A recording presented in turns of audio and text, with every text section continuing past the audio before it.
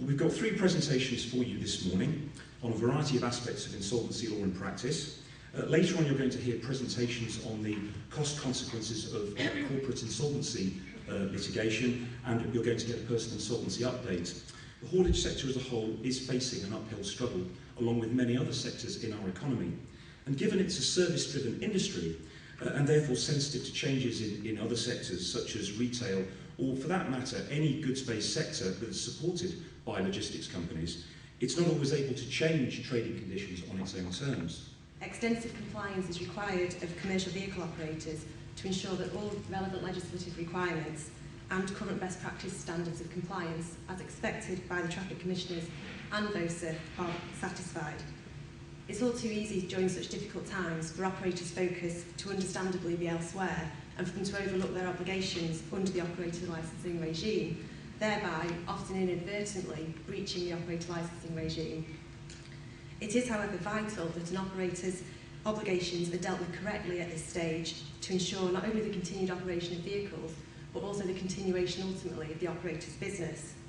I'm going to be focusing on litigation in corporate insolvency and in particular the adverse cost consequences for IPs. And this is always very high on the list of considerations prior to embarking on any form of litigation. But hopefully I will be able to illustrate that the incidence of personal liability is fairly rare, and there are a number of things that an IP can do to hopefully ring-fence his position so that he doesn't end up feeling like our friend up here. Year on year, compared to 2010, bankruptcies were down 29%, IVAs were down 3.2%, and debt relief orders, surprise, surprise, were up 15%.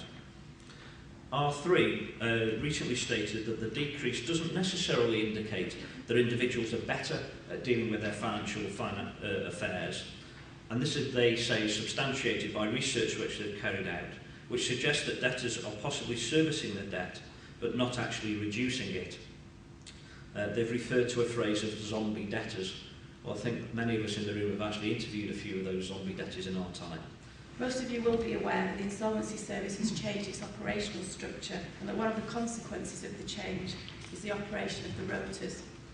Previously, the rotas were linked to the High Court and County Court districts, and a number of insolvency practice firms were on those rotas.